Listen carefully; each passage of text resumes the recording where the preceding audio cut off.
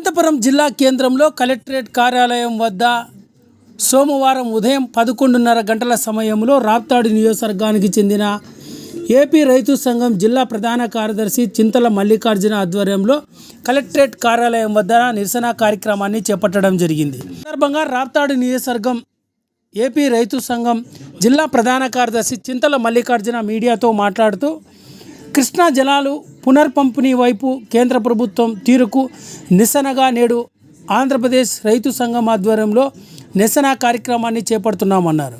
కేంద్ర BJP party Karnataka ఎన్నికలను దృష్టిలో ఉంచుకొని గతంలో అప్పర్ పెన్నర్భద్ర డ్యామ్ నిర్మాణం చేపట్టేందుకు జాతీయ హోదాను సైతం కేటాయించడం జరిగిందని, అదేవిధంగా తెలంగాణ ఎన్నికలను దృష్టిలో ఉంచుకొని గతంలో పాలమూరు రంగారెడ్డి డ్యాముల నిర్మాణానికి కూడా అనుమతి ఇవ్వడం జరిగిందని, ఇటువంటి అన్యాయాలపైన నేడు ఏపీ రైతు సంఘం ఆధ్వర్యంలో కలెక్టరేట్ వద్ద ధర్నా కార్యక్రమాన్ని నిర్వహించడం జరిగిందని, ఇప్పటికైనా కేంద్ర బీజేపీ పార్టీ 2014 ఉమ్మడి ఆంధ్రప్రదేశ్ రాష్ట్ర విభజన సమయంలో కృష్ణా గోదావరి జలాలపైన ఇచ్చిన ప్రతి హామీని కూడా కేంద్ర ప్రభుత్వం వెంటనే నెరవేర్చాలని, అదేవిధంగా రాష్ట్రంలో రైతులు ఆదుకునేందుకు కూడా కేంద్ర ప్రభుత్వం ముందుకు రావాలని రాప్తాడు నియోజకవర్గం ఏపీ రైతు సంఘం జిల్లా ప్రధాన కార్యదర్శి చింతల మల్లికార్జున ప్రభుత్వాన్ని డిమాండ్ చేశారు.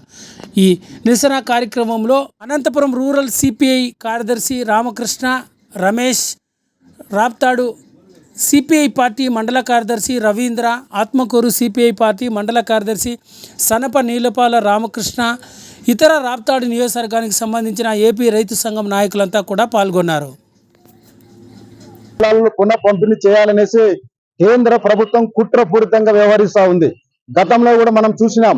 ఎందుకంటే కర్ణాటక ఎన్నికలు, అదేవిధంగా మన తెలంగాణ ఎన్నికల దృష్టిలో పెట్టుకొని అక్రమ ప్రాజెక్టు తెరలేపడం జరిగింది.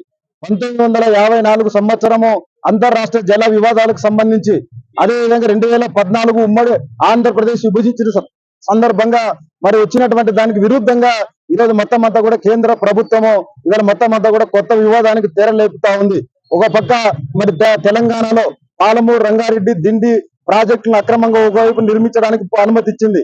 అదేవిధంగా కర్ణాటక ఎన్నికలకు సంబంధించి అప్పర్ భద్ర ప్రాజెక్టు నిర్మాణానికి జాతీయ హోదా కూడా ప్రకటించడం జరిగింది. దీని ద్వారా మొత్తం అంతా కూడా ఆంధ్రప్రదేశ్ కు తీవ్రమైనటువంటి అన్యాయం జరుగుతా ఉంది. మరి ఇవాళ 2014లో ఏదైతే ఇవాళ కేంద్ర జల మండలి అప్పుడైతే మనకి ఇచ్చిందో దానికి విరుద్ధంగా ఈరోజు మళ్ళీ పునః పంపిణీ చేయాలనేసి ఒక కమిషన్ వేయడం జరిగింది.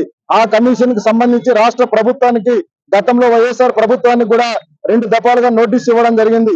తమ అభిప్రాయాలు చెప్పమని చెప్పింది.